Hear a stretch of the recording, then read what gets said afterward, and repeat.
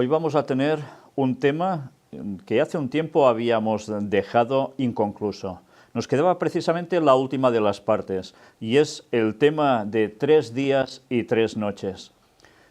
Hoy en el desenlace, en la conclusión, terminaremos de mostrar si eran realmente 3 días y 3 noches literales o no.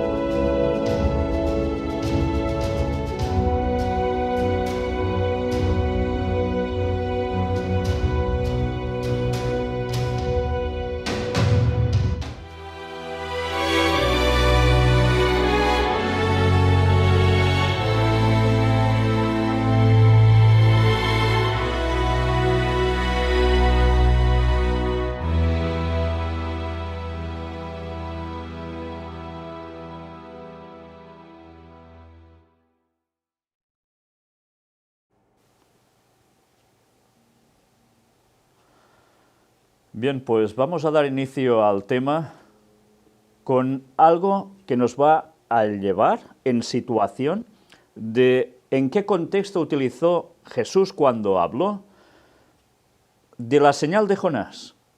Para eso vamos a darnos cuenta precisamente de esto, que está en un contexto de juicio.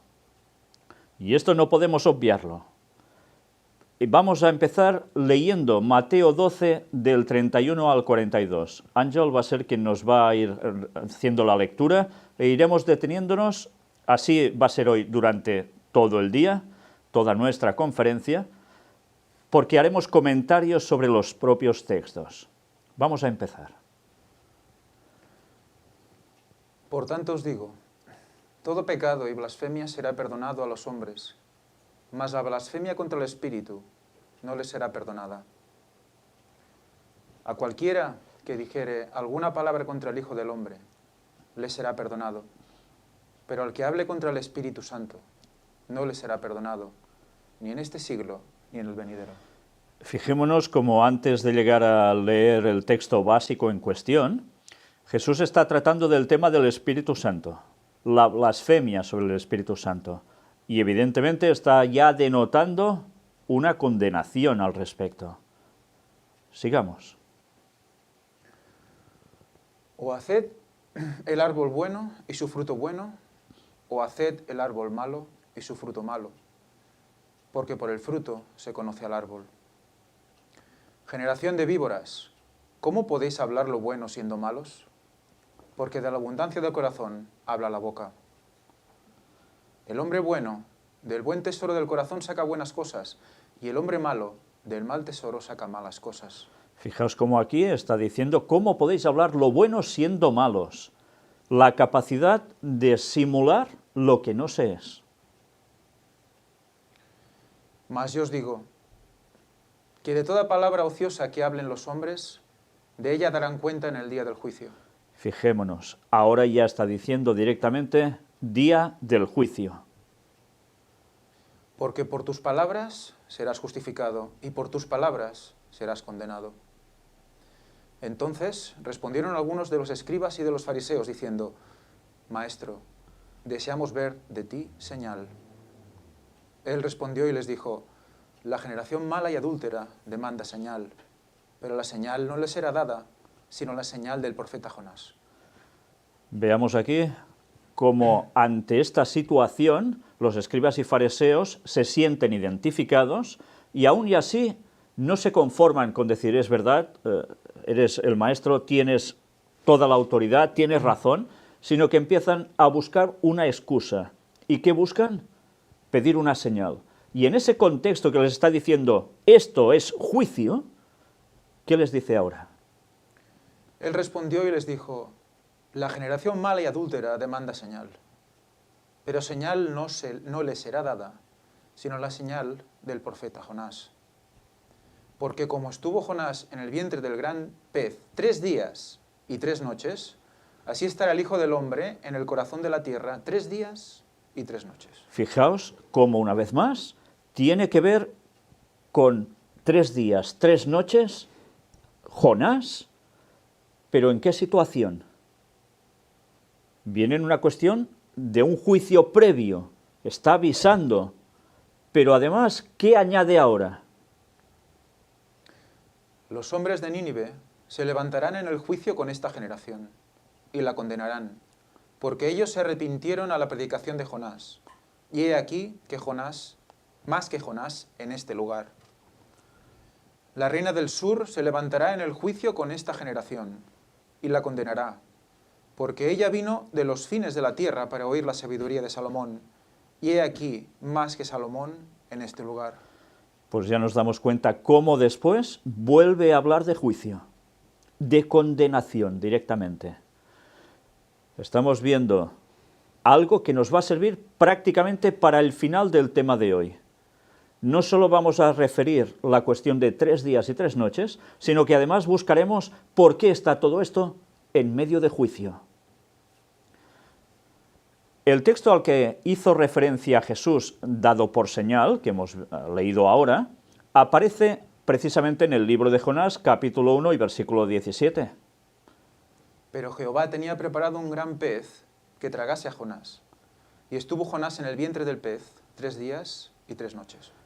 Por tanto, Jesús no se está inventando nada, y en el momento en que él expresa este texto, escribas y fariseos reconocen algo del pasado de su propio pueblo. ¿Y lo identifican bien ellos esto? Lo identifican a la perfección. Pero aún y así, ¿siguen a Jesús?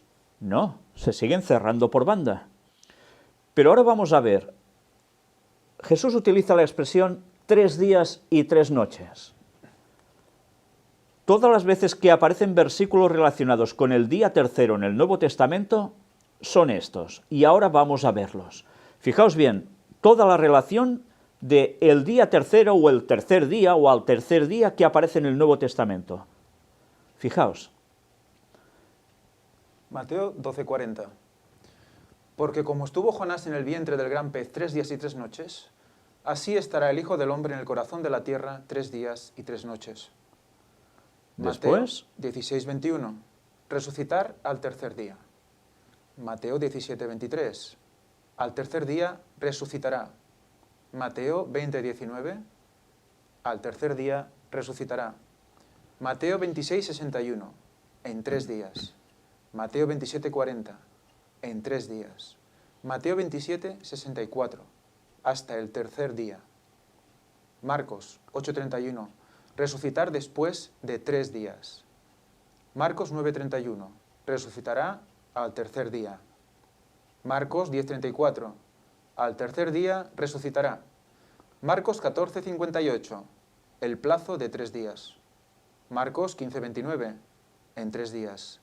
Lucas 9:22. Resucitar al tercer día. Lucas 13:32.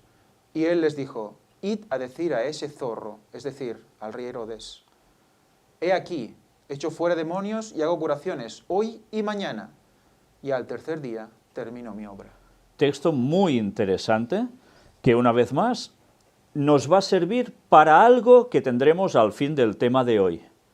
Es realmente impresionante este texto y, bueno, ya veis, ¿por qué lo destacamos entero? Evidentemente porque tiene una connotación que irá mucho más allá de lo que tanta gente ha llegado a pensar durante tantísimo tiempo. ¿Cómo continúan? Lucas 18:33. Al tercer día resucitará. Lucas 24:7. Al tercer día resucitará. Lucas 24, 21.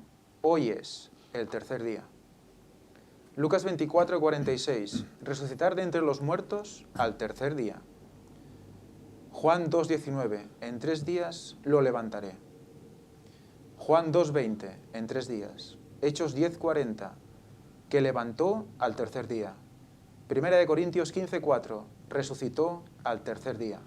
Fijémonos cómo hay 22 veces en total que aparece este tipo de expresión, de los cuales 20 están en los 4 evangelios, pero los otros 2 aparecen ya en lo que son Hechos de los Apóstoles y la carta Primera de Corintios.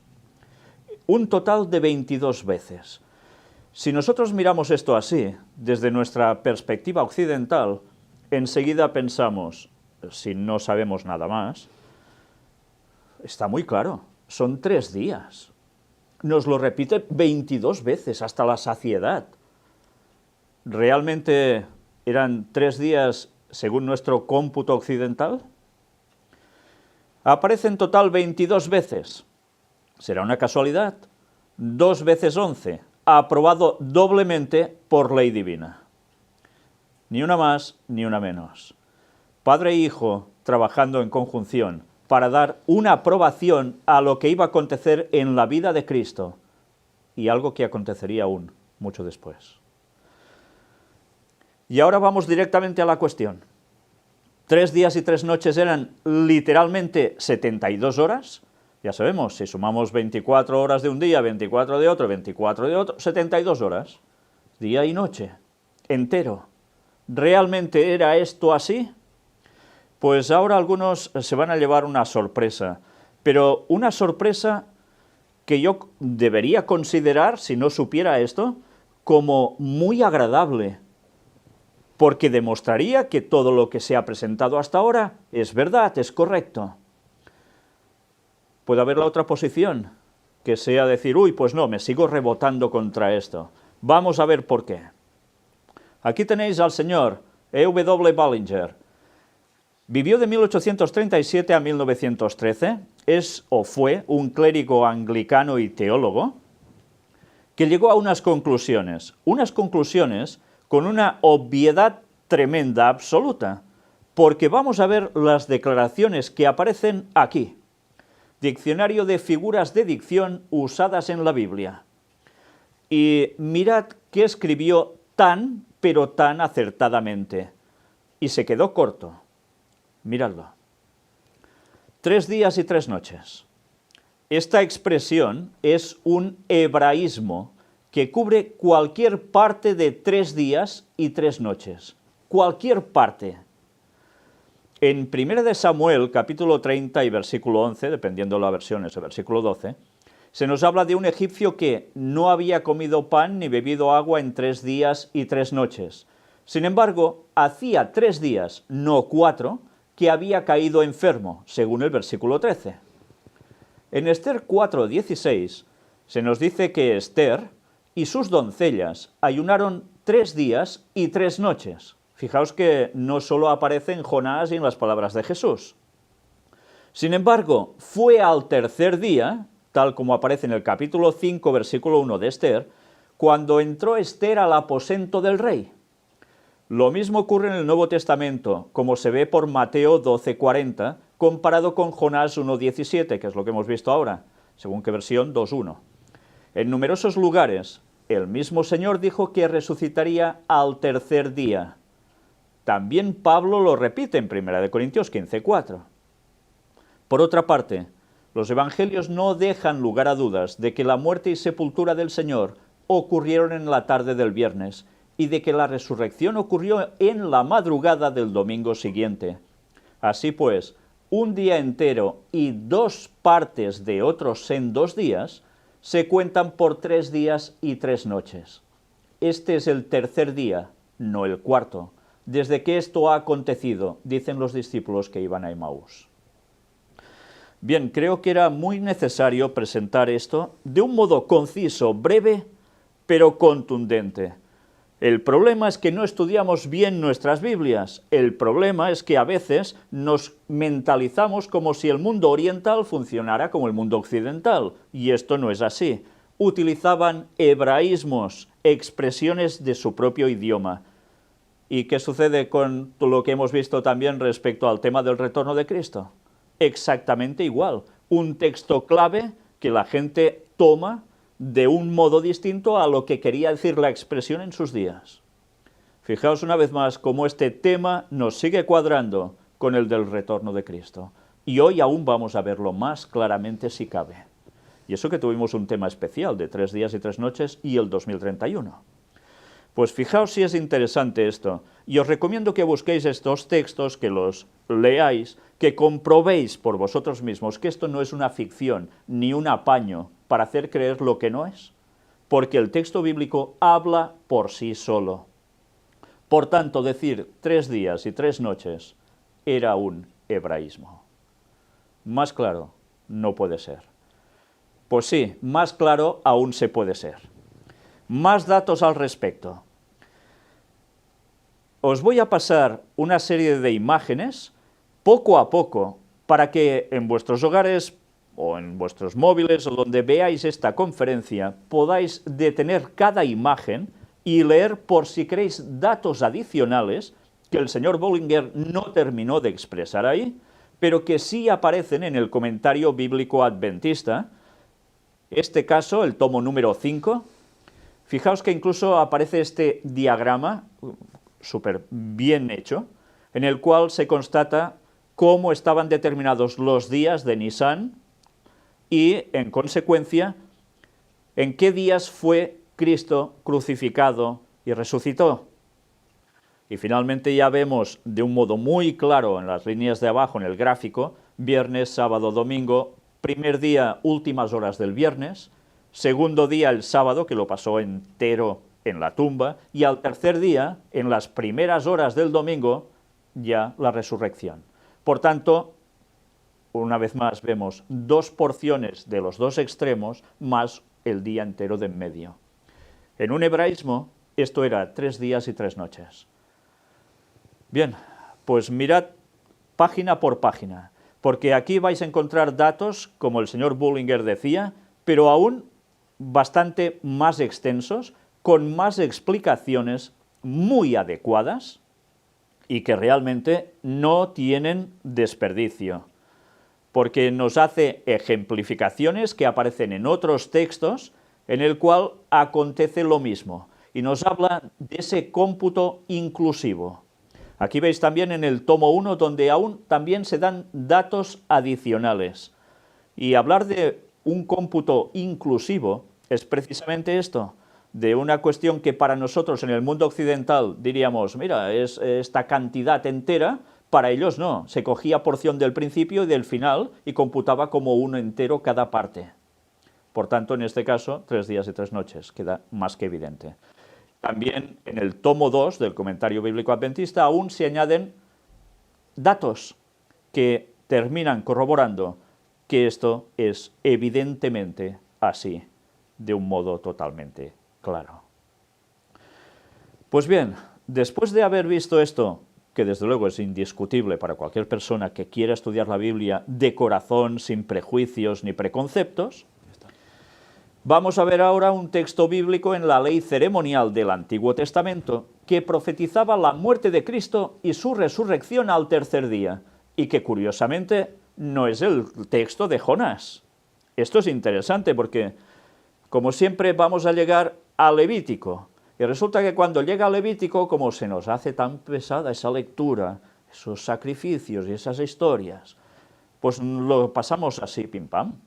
Pues vamos a ver cómo en el capítulo 7 de Levítico, del 11 al 21, nos está haciendo referencia precisamente a esto, a la muerte de Cristo y su resurrección al tercer día. Vamos a leerlo. Y esta es la ley del sacrificio de paz que se ofrecerá a Jehová.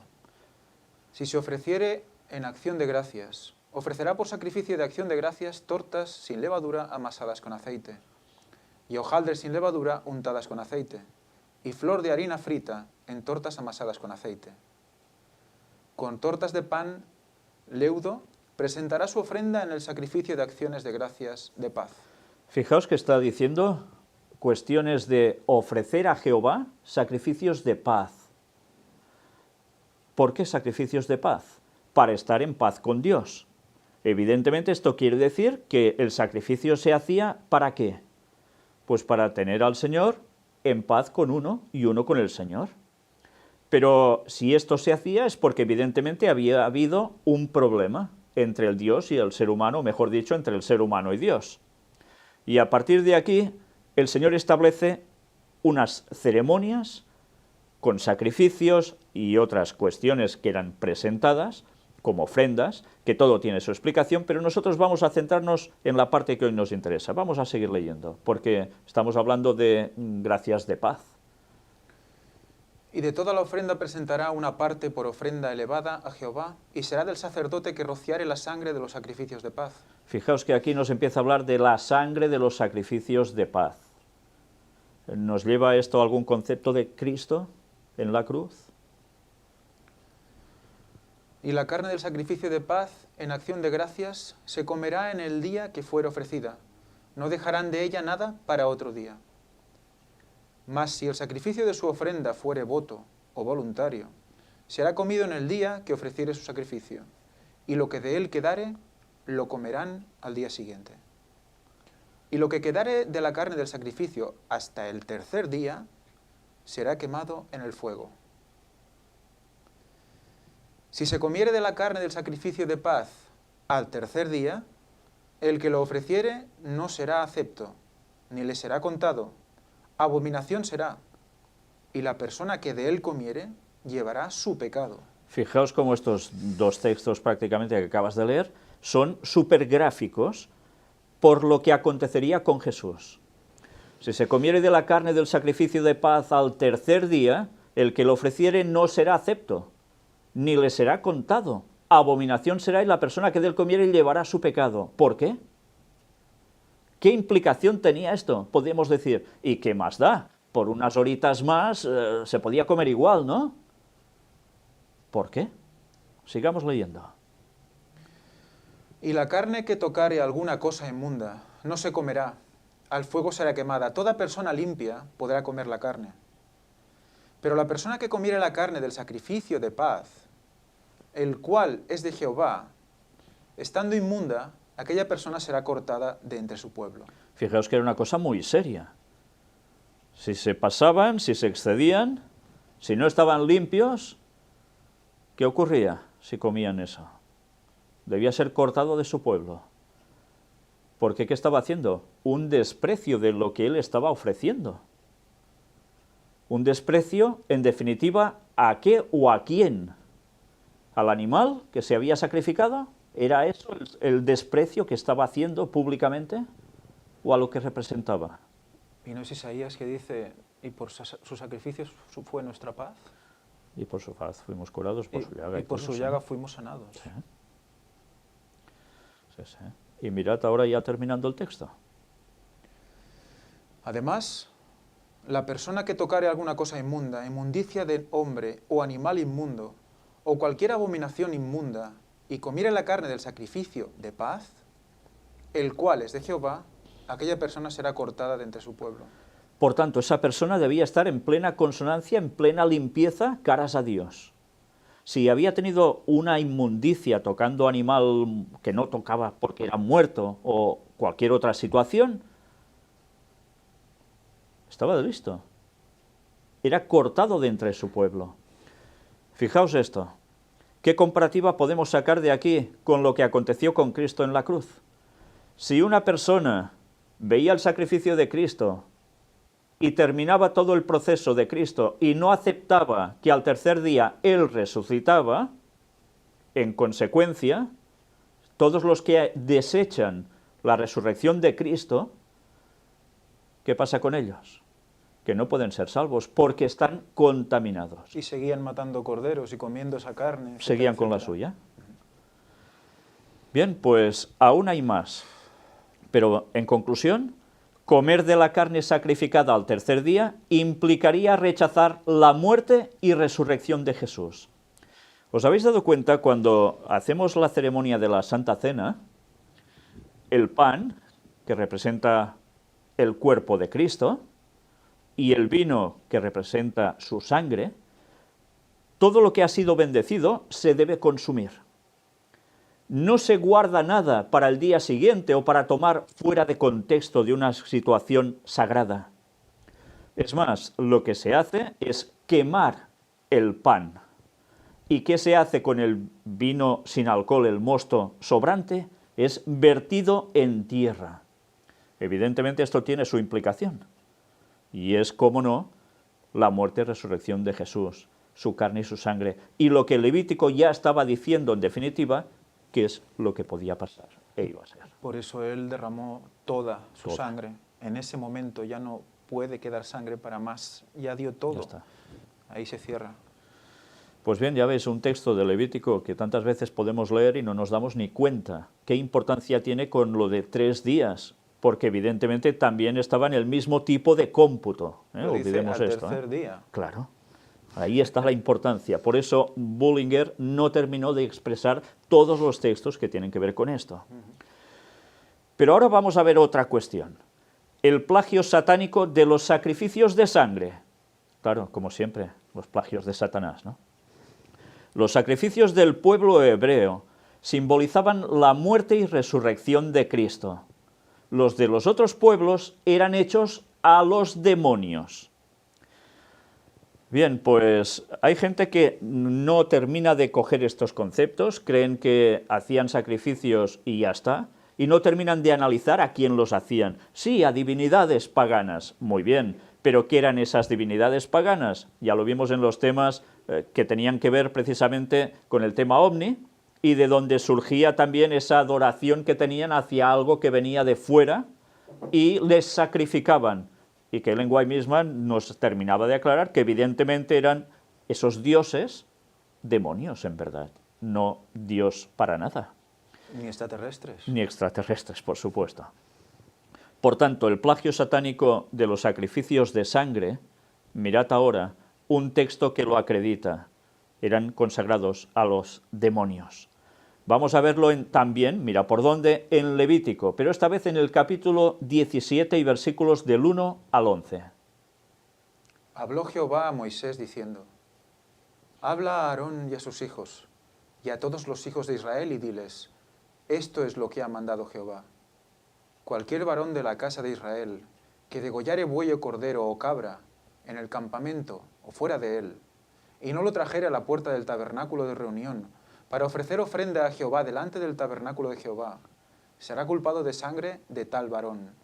Sangre derramó, será cortado de tal varón, el tal varón de este su pueblo. ¿Y por qué? Si hacían sacrificios también, y eran del pueblo de Dios. ¿Por qué dice que si no era llevado a la puerta del tabernáculo de reunión para ofrecer ese sacrificio, sería cortado? Estaba ofreciendo también un sacrificio. ¿Qué más nos dice el texto? A fin de que traigan los hijos de Israel sus sacrificios, los que sacrifican en medio del campo, para que los traigan a Jehová, a la puerta del tabernáculo de reunión, al sacerdote, y sacrifiquen ellos sacrificios de paz a Jehová. A Jehová, clarísimo, ¿eh? De paz. Claro, y de paz, por supuesto. Y el sacerdote esparcirá la sangre sobre el altar de Jehová, a la puerta del tabernáculo de reunión, y quemará la grosura en olor grato a Jehová. Está claro que aquí hay una clara simbología dedicada pues, al momento de que la lanza atraviesa el costado de Jesús. En ese momento hay una aspersión de sangre. Porque brota, ¿eh? Brota de golpe. Recordemos que esa sangre estaba ahí acumulada esperando ese momento, en ese bazo lleno de sangre. O sea que está haciendo alusión a ese costado traspasado. Y volvemos otra vez al texto de Isaías. Sacrificios de paz, y por su llaga fuimos sanados. O sea que está relacionando la paz con la llaga y el tercer día. Es tremendo. Aparte de la grosura del olor grato a Jehová, que eso estuvimos hablando, como Orión tenía mucho que ver con esto. Esa sangre de los impíos, que es esa grosura. Un tema tan importante, el de Orión, y que tanta gente aún desconoce, y que realmente es vital para terminar de entender todos estos conceptos. El otro día, leyendo también Ezequiel hay una constante relación de la espada que utiliza Dios para limpiar al pueblo. Y esa espada constantemente está llena de esa grosura y esa sangre de los impíos. Y hay una relación impresionante con Orión y con el tercer milenio también hay textos muy, muy interesantes en Ezequiel al respecto. Y ahora mirad el versículo 7, ¿qué nos dice? El 7. Y nunca más sacrificarán sus sacrificios a los demonios, tras de los cuales han fornicado. Tendrán esto por estatuto perpetuo por sus edades. Por tanto, queda evidentemente claro que cuando sacrificaban fuera del tabernáculo de reunión, aunque fueran del pueblo de Dios, o quizás también de esos egipcios que se habían añadido a ellos, cuando salieron de Egipto, no estaban sacrificando a Dios. Dios les decía, como sacrificio de paz tiene que ser ¿dónde? En el tabernáculo de reunión, porque es donde Dios se mostraba a ellos. Y en cambio ellos no, querían sacrificar fuera porque lo que estaban haciendo era sacrificar a sus ídolos, a sus dioses, por tanto, en verdad, ¿a quién? A sus demonios. Recordemos todo el sistema de sacrificios del santuario. La sangre recibía los pecados del pueblo y la sangre transportaba esos pecados dentro del santuario. ¿Eso a qué simbolizaba? Las oraciones de arrepentimiento de los santos. Entonces, los que estaban sacrificando en el campo, ¿a quién estaban orando? Es muy interesante. Yo creo que debemos reflexionar todos. El santuario representa el sacrificio de Cristo, todo él. Todo. Su cuerpo entero, lleno de sangre. Entonces, los que aún oran y no oran a Dios, están orando a Satanás y a sus demonios. Los que oran a la Virgen María, los que oran a todos los santos, etcétera, y etcétera. a tantas divinidades paganas como aún hay, por supuesto. Fijaos cómo cada texto, desde luego, nos está haciendo referencias a cuestiones que hemos presentado anteriormente, pero que le están dando una significación aún más especial porque vemos que hay más piezas en ese puzzle que terminan con unas conclusiones realmente impresionantes. Les dirás también, cualquier varón de la casa de Israel o de los extranjeros que moran entre vosotros, que ofreciere holocausto o sacrificio, y no lo trajere a la puerta del tabernáculo de reunión para hacerlo a Jehová, el tal varón será igualmente cortado de su pueblo. Porque lo hacían no a Jehová. Seguían con lo mismo. Si cualquier varón de la casa de Israel o de los extranjeros que moran entre ellos comiere alguna sangre, yo pondré mi rostro contra la persona que comiere sangre y la cortaré de entre su pueblo. Porque la vida de la carne en la sangre está. Y yo os la he dado para hacer expiación sobre el altar por vuestras almas. Y la misma sangre hará expiación de la persona. Fijaos cómo ahora nos va directamente a un tema ultra básico. La cuestión de comer alguna sangre. Porque la sangre que lleva La vida. la vida que está allí en la carne. Por tanto, fijaos una vez más, cómo todo esto no se hacía solo porque sí. Aparte de simbolizar todo lo que era el sacrificio de Cristo, con todo lo que iba a implicar después por su intercesión por nosotros, había una esencia clave en todo esto. Comer sangre. ¿Quiénes comían sangre? No lo hacía el pueblo de Dios, no debía hacerlo para nada, pero los pueblos paganos sí lo hacían. Y ahora es cuando mucha gente, sobre todo en nuestro país, que se consume un cierto tipo de, digamos, no se puede decir alimento, porque no es alimento, que es la butifarra negra, hecha con sangre de cerdo, y que gusta tanto a mucha gente. Y cualquier carne. No se hace al estilo halal, Sí, digamos. No, por supuesto. Entonces, fijaos, comer esa sangre es, en definitiva, como si comieses la vida de ese ser. ¿Dónde comemos o bebemos la vida de un ser en la Santa Cena. La sangre de Jesús, en ese mosto, es ese el simbolismo. Su vida pasa a ser nuestra, gracias al sacrificio que hizo derramándola por nosotros. Pero en el otro caso, lo que hacían esta gente, ¿no? Comían sangre porque querían obtener parte de la vida de ese ser en ellos. Como una energía inherente. Exacto. Viene a ser un poco como el canibalismo, que la gente que hacía canibalismo en esos lugares tan remotos, ¿qué consideraban ellos? Que al comerse a la persona en sí, conseguían traspasar ese poder que él tenía a ellos mismos. Por tanto, todo esto era paganismo absoluto. Pero evidentemente, fijaos, Satanás hizo esto por algo, como plagio, porque evidentemente él ya sabía qué acontecería. El plan de salvación Satanás lo conocía. Y a partir de aquí, sacrificios también, pero en vez de Dios, a los demonios. Ingerir sangre, en vez de ser el mosto, simbolizando solo en la Santa Cena, no cada vez que comes y bebes mosto es eso, por supuesto. Para ellos esto era algo normal, ingerir sangre. ¿Por qué creéis que...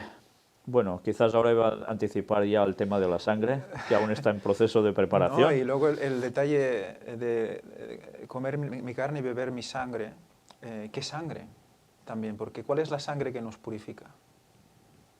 El agua nos recuerda que es la sangre aspersada.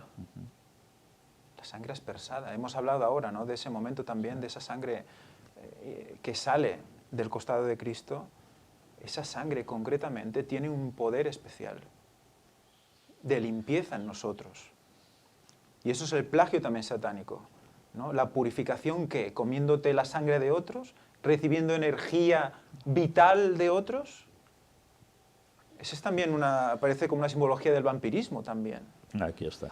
Todo esto va a formar parte de ese tema el día que lo podamos presentar, si Dios quiere, porque tendremos que hablar de esto, tendremos que hablar del famoso Santo Grial y tantas otras cosas más que van relacionadas con este tema. Evidentemente esto Satanás no lo ha sacado porque sí, sino es siempre ese plagio de lo que representaban las cosas de Dios. Y lo que en verdad hay en esa sangre de Cristo que Ron Wyatt analizó y que estaba viva. Hablaremos de eso. Bien, pues todo ese tema está en un futuro, si Dios quiere lo presentaremos. Sí que el tema de Ron Wyatt respecto al análisis de la sangre sí lo pudimos presentar y vale la pena que lo veáis si no lo habéis visto. Pero ahora sigamos con el tema. Un texto bíblico del Antiguo Testamento que profetizaba la muerte y resurrección de Jesús al tercer día, es lo que veremos ahora, pero y a su vez nos decía cuándo sería la segunda venida de Jesús. Y vamos a ver cómo la Biblia se explica por sí misma. Si hemos visto un texto en el cual en Jonás aparece 3 días y 3 noches y Jesús lo menciona, pero cuando lo menciona Jesús habla en un contexto de juicio antes y después de eso, evidentemente nos lleva al sacrificio de Cristo, porque rechazar el sacrificio de Cristo, la resurrección por ti, para que puedas ser salvo, evidentemente tienes un juicio. Y ese juicio precisamente no será para salvación. Pero ¿solo hacía referencia a este juicio? Fijaos cómo en el texto que hemos leído de las palabras de Jesús nos hace referencia a un futuro. En el día final, ¿qué va a suceder? ¿Se levantarán los de Nínive? ¿Se levantarán quién también? Los otros que aparecen en el texto y acusarán diciendo, bueno, ¿qué? Con razón. Pues evidentemente nos está llevando a 2 tipos de juicio. O 2 formas distintas del mismo juicio que suceden en 2 etapas distintas. Cuando Cristo muere en la cruz y ese rechazo por su salvación que te brinda, y cuando Cristo vuelva y tengas que pasar el juicio de o te quedas o te vas, dependiendo de cómo considere Él, si necesitas, evidentemente la salvación la necesitas, pero si tú no la has querido, no te la va a dar. Por tanto, veamos ahora esto gráficamente en la Biblia. El famoso texto que tantas veces hemos leído ya de Oseas 6, del 1 al 3, viene también precedido por unas palabras que aparecen en Oseas 5, versículos 14 y 15, nos enlaza con Oseas 6, del 1 al 3, y sigue, y vamos a leer hasta el 6. Porque yo seré como león a Efraín, y como cachorro de león a la casa de Judá. Yo arrebataré y me iré, tomaré, y no habrá quien liberte. Andaré y volveré a mi lugar, hasta que reconozcan su pecado y busquen mi rostro. En su angustia me buscarán. Bien, desde luego, si solo leemos esto, evidentemente podemos pensar, sí, esto tendrá que ver con la venida primera de Jesús, etcétera. Pero cuando lo leemos así, no nos da la sensación muy clara de que dice de que viene, se va y después, ¿qué hace? Pues todo lo que aquí nos pone. Cuando el pueblo lo busca, buscan su rostro, a partir de allí reconocen su pecado, ¿qué va a hacer él? Y ahora nos lo comenta ya el texto de de Oseas, capítulo 6. Venid y volvamos a Jehová, porque Él arrebató y nos curará, hirió y nos vendará. Nos dará vida después de 2 días. En el tercer día nos resucitará y viviremos delante de Él. Y conoceremos, y proseguiremos en conocer a Jehová, como el alba está dispuesta a su salida, y vendrá a nosotros como la lluvia tardía y temprana a la tierra.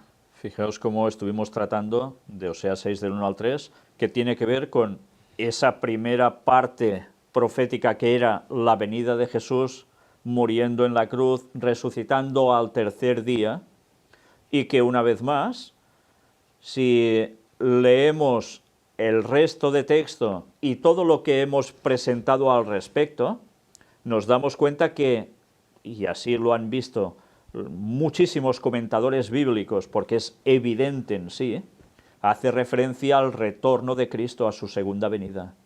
Y fijaos también, en el tercer día nos resucitará. Ahora, ¿qué hemos de entender nosotros? Si fuese en un cómputo muy occidental, como algunos se piensan, sería a partir del año 3000. Y en cambio va a ser en el momento de ¿qué? Del inicio del... Ahí está, del inicio del tercer milenio, que es algo muy distinto. Pues, Es por que tanto... el hecho de conocer cuándo viene Cristo nos va a decir, nos va a aclarar que son 3 días y 3 noches. ¿Qué quieres decir 3 días y 3 noches? Es que es de una correlación absoluta. Por eso no se podía acabar el tema hasta ahora. Sí, tantas veces nos preguntamos, ¿y por qué no podemos terminar de presentar un tema en concreto? Y vemos que siempre hay algo que lo va frenando hasta que al final todo se da para que se pueda hacer. Por algo es. Desde luego el Espíritu Santo guía. Y recordar que el Oseas 6.3, esta traducción no sería la correcta. Vendrá a nosotros como la lluvia de primavera que riega la tierra. Es muy importante esto, porque no vamos a ver en ningún otro lugar de la Biblia que se ponga la lluvia tardía antes que la temprana. Siempre se habla de temprana y tardía. Ese es el único lugar donde se han cambiado. Sí. Y es porque hay una explicación. La segunda palabra tiene 2 connotaciones. Y una es riega. Y es la que realmente nos marca, que es la lluvia tardía, es primavera, y luego riega la tierra. Eso nos marca muy bien el momento de su venida. Claro. Eso lo podremos explicar, si Dios quiere, con más claridad más adelante, en otra ocasión, pero más o menos es esto. Y el versículo 4 en adelante nos dice: ¿Qué haré a ti, Efraín? ¿Qué haré a ti, oh Judá? La piedad vuestra es como nube de la mañana y como el rocío de la madrugada, que se desvanece. Por esta causa os corté por medio de los profetas. Con las palabras de mi boca los maté. Y tus juicios serán como luz que sale. Porque misericordia quiero y no sacrificio, y conocimiento de Dios más que holocaustos. Fijémonos como también, una vez más, es un juicio, un dictamen. Los corté por medio de los profetas. Si no se hace caso a los profetas de Dios, a todos, no, este porque no me interesa, o esta porque no puede ser, a partir de aquí, ¿quién es salvo y quién no? Es es más que claro, ¿eh? Tus juicios serán como luz que sale. ¿Por qué como luz que sale? ¿Cómo van a terminar además muertos cuando Jesús vuelva los impíos? Debido a la gloria de Dios, a su luz, no podrán resistirlo. Mientras para otros eso va a ser un juicio de favor total, porque sí podrán ser salvos. Cuando vean ese resplandor, habrán sido transformados y no morirán. Podrán resistir porque es de la misma naturaleza. Claro. Y una vez más termina el texto, el versículo 6 diciendo, porque misericordia quiero y no sacrificio, y conocimiento de Dios más que holocaustos. Si ahora nos planteamos ya que en el contexto no solo es cuestión de la época anterior a Jesús, sino también de lo que vendría después, evidentemente misericordia quiere y no sacrificio.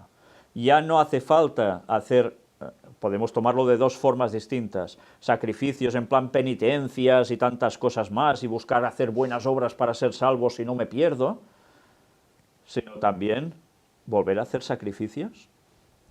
¿Quién pretende otra vez hacer lo mismo? Cuando se levante el tercer templo de Jerusalén, como no han aceptado a Jesús como el Mesías, Satanás, ¿qué seguirá pidiendo? Sacrificios para él.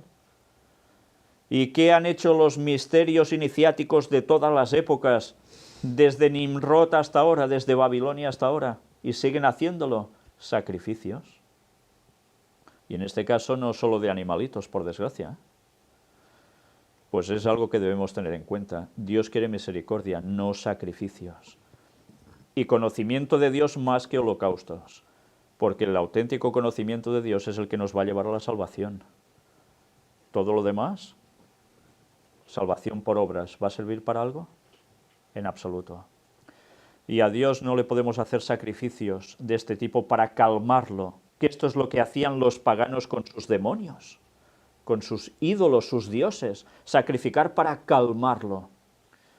En el caso del pueblo de Dios era otra cuestión. Era simbolizando a Cristo que moriría para salvarte. Satanás no puede hacer eso por ti ni lo va a hacer nunca, al contrario, antes te va a liquidar.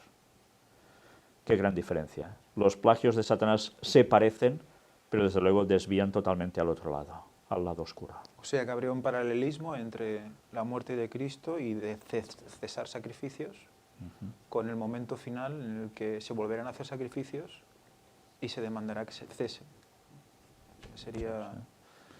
Es tremendo. Pues bien, ahora, si hemos visto lo que nos decía Oseas, claro, una vez más hemos de dictaminar cómo podemos decir que lo que estaba diciendo Oseas, especialmente capítulo 6 del 1 al 3, tenía que ver con el fin de los tiempos. Ese tercer día también, pues vamos a verlo. Salmos 90, versículos 4 y 5. Porque 1000 años delante de tus ojos son como el día de ayer que pasó, y como una de las vigilias de la noche. Los arrebatas como con torrente de aguas, son como sueño, como la hierba que crece en la mañana. Una vez más nos damos cuenta de ese paralelismo de un día 1000 años, para Dios 1000 años un día. No solo es un día igual a un año en profecía, también hay este otro tipo de cómputo. Y ya hemos visto por el contexto que es evidente que es así. Y fijaos que en el versículo 5 nos está haciendo referencia, los arrebatas como con torrente de aguas, son como sueño, como la hierba que crece en la mañana. ¿Y por la tarde qué le pasa? Se chamusca y se acabó. Contexto de juicio, una vez más. Por tanto, nos lleva también al fin. Pero Arrasa con todo, sí. Y cómo no, segunda de Pedro capítulo 3, tiene un versículo esencial que se aplica exactamente a lo mismo, que es el 8, pero fijémonos desde el 7 al 15. Pero los cielos y la tierra, que existen ahora, están reservados por la misma palabra, guardados para el fuego en el día del juicio y de la perdición de los hombres impíos. Ya nos sitúa claramente en el final, el juicio, segunda venida de Jesús. El versículo 7. Mas, oh amados, no ignoréis esto, que para con el Señor un día es como 1000 años y 1000 años como un día. Una vez más, la misma referencia. Y contexto, juicio. El Señor no retarda su promesa, según algunos la tienen por tardanza, sino que es paciente para con nosotros, no queriendo que ninguno perezca, sino que todos procedan al arrepentimiento. Pero el día del Señor vendrá, como ladrón en la noche, en el cual los cielos pasarán con gran estruendo, y los elementos ardiendo serán deshechos, y la tierra y las obras que en ella hay serán quemadas. Bien, no estoy comentando estos textos, o no los estamos comentando, porque ya hicimos referencia a esto en todo el tema del retorno de Cristo, de si hay fecha para el retorno de Cristo. Hemos presentado ya multitud de temas al respecto y estuvimos haciendo un análisis directamente de toda la segunda epístola del apóstol Pedro, que es esencial para entender que realmente Jesús viene cuando toca. No se retrasa porque sí. Viene cuando toca. Sigamos leyendo. Puesto que todas estas cosas han de ser deshechas, ¿cómo no debéis vosotros andar en santa y piadosa manera de vivir, esperando y apresurándoos para la venida del día de Dios, en el cual los cielos, encendiéndose, serán deshechos, y los elementos, siendo quemados, se fundirán? Y esto quiere decir que, como dicen algunos, es que si sabemos que Jesús vendrá en tal año, no me preparo hasta el final. En fin, es que hay que ser un poco como ese animal que rebuzna, ¿eh?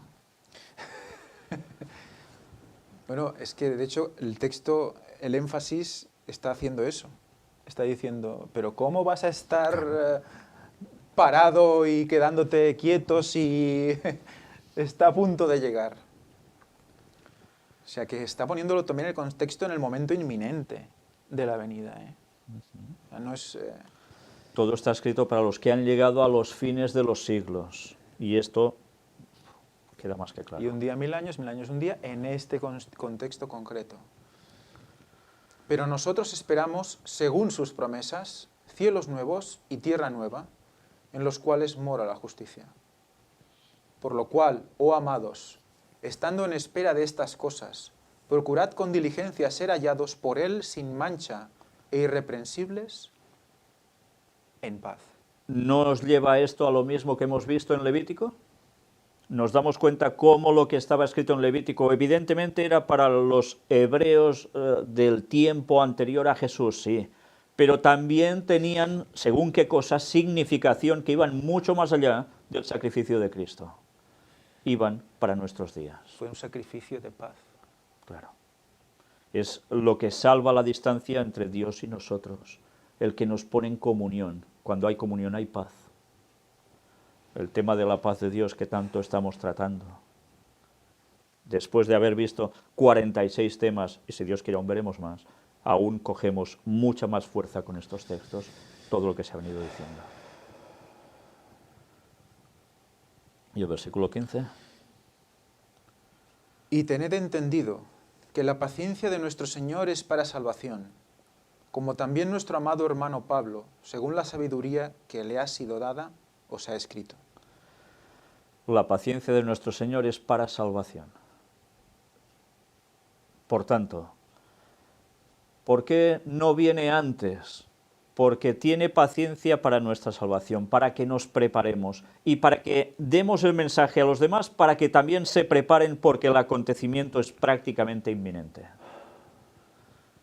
Desde luego, cada vez que seguimos viendo los textos que hemos visto ya no sé cuántas veces, siguen apareciendo cosas que dan que pensar y mucho.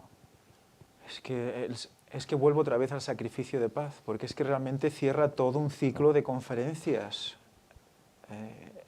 Pero incluso el tema de la llaga otra vez, porque estamos en el momento de ese tercer día, estamos en un momento de resurrección, esos sacrificios de paz, esa libación, ese derramamiento de sangre. Recordamos que Irene, ¿qué significaba? ¿Qué representaba a Irene? Fue la primera, creo, ¿no? Sí, de las conferencias sobre la paz. Sí. Irene era la palabra utilizada por Pablo para expresarle a la población lo que representaba paz. y representaba a Cristo, porque estaba dando unas características que la gente al decir Irene ya las veía. Y una de ellas, ¿qué era? Libación. Libación, sí. Libación de sangre, creo que era, ¿no? O era vino, no recuerdo. Creo que era agua. ¿Agua? Pues era, se le elevaba y el momento en que esa agua tocaba el suelo era la conexión entre el cielo y la tierra. O sea que esa paz y ese derramamiento están completamente unidos. Está simbolizando eso. Por eso en su llaga fuimos sanados. Por eso está el escondedero de su poder ahí. Es el poder para la paz, para tener paz interior, lo que todo el mundo está buscando. Y que no pueden hallar si no van por este camino. Si se queda en el medio del campo, no vamos a ir bien. Hay que ir a Cristo. Pues bien, ya veis que los textos hablan por sí solos. Y una vez más, cuán necesario es buscar el conocimiento de Dios, porque seguimos viendo lo maravilloso y la profundidad que llegan a tener los textos para todo el mundo. Pero solo podemos empezar a discernir si queremos pedirle a Dios sabiduría para que nos dé el conocimiento. Y ese conocimiento hay que buscarlo sin prejuicios, sin preconceptos, sin buscar peros porque sí, sino que lo que debemos hacer es cambiar nosotros, para poder acercarnos a Dios de todo corazón, aceptar su sacrificio y estar en plena consonancia con Él y con toda la verdad, no con verdades a medias y con esto sí, con esto no. No, no. O toda la verdad o te quedas fuera. Al final no hay otro camino. Y bien, esta es una conclusión más que evidente de lo que hemos venido mostrando. Es que si no comprendemos el tercer día, no vamos a comprender el tercer milenio. Por supuesto. Una vez más, 3 días y 3 noches. No era un algo literal de 72 horas, ya ha quedado claramente plasmado, pero además todo esto nos lleva al momento del retorno de Cristo, a ese inicio del tercer milenio, que va a darnos la salvación si queremos buscar la misericordia y no los sacrificios. Si queremos buscar a Dios de todo corazón, aceptando su sacrificio por nosotros y que por fe podemos abrazar de lleno. Pero eso sí, hay que seguirle con toda la verdad. Y el Espíritu Santo, recordemos, ¿dónde estaba la implicación del Espíritu Santo en todo esto? Rechazar el tema del Espíritu Santo, ya veis dónde lleva, ¿eh? Nos puede llevar al máximo de errores. Da que pensar, ¿eh? Pues sí, Jesús volverá en 2031 y nosotros estaremos muy felices de pasar precisamente por allí, por Orión, donde Él vendrá a buscarnos, nos arrebatará sanados y se nos va a llevar por allí. ¿No es esto lo más hermoso que podemos desear? Pues bien, esta ha sido la conclusión del tema. Creo que valía la pena mostrar todo esto y del modo en que todo ha ido surgiendo mientras estábamos aquí, porque una vez más el Señor sigue dando luz. Y estamos deseando poder mostrar aún mucha más cosa que evidentemente Dios quiere que sepamos. Y trabajaremos y haremos todo lo posible para seguir dando el mensaje final a este mundo, para que más gente conozca, recapacite y se deje de seguir a todas esas divinidades, entre comillas, que solo generan confusión. La verdad es una y debemos cogerla, nos guste o no nos guste. Y a partir de aquí, que cada uno decida. Pero todas las personas que poníais en duda que esto era así, ahora lo debéis ver claro y no buscar peros. Y si Ellen White escribió y dijo esto, que hemos presentado anteriormente en estos mismos temas, no lo hemos presentado porque sí, ni hemos presentado una falsa profetisa, sino que realmente era la profetisa de Dios para estos últimos tiempos. Y queda demostrado que para nada contradice la Biblia, para nada. Y si no os lo creéis, en vez de buscar fuentes alternativas, id a la fuente, id a leer sus escritos, indagad en su propia vida. Y si os dejáis de prejuicios, le vais a conseguir ver la verdad, que sí, evidentemente está en la Biblia, pero a veces, porque somos cabezones, necesitamos que Dios nos dé detalles que además nos están sirviendo para estos últimos días de un modo tan, pero tan especial. Es que es básico, si vemos el paralelismo, yo es que me quedo con el paralelismo de esos 3 días, esos 3 momentos, 3 días, con los 3 milenios. En el tercer milenio, ¿cuánto del tercer milenio hay? Nada. ¡Ya! Sí. Pero una cosa está clara, todo nos lleva al retorno de Cristo. Y debemos centrarnos exclusivamente en prepararnos para ese momento, en no dilatar, en no alargar, porque tampoco sabemos si vamos a vivir hasta entonces, y en pensar que hay mucha gente ahí fuera que no sabe nada de esto, y que ahora que han pasado precisamente las fiestas navideñas, lo que menos han tenido presentes es precisamente a Cristo. Y eso sí, y algunos que lo han tenido presente, lo han tenido en la equivocación del niño Tamuz en vez del niño Jesús. Por tanto, hemos de saber la verdad, la hemos de defender y dar un mensaje que este mundo necesita, porque ya veis cómo está, y el tiempo es breve. Que Dios os bendiga. Maranata 2031.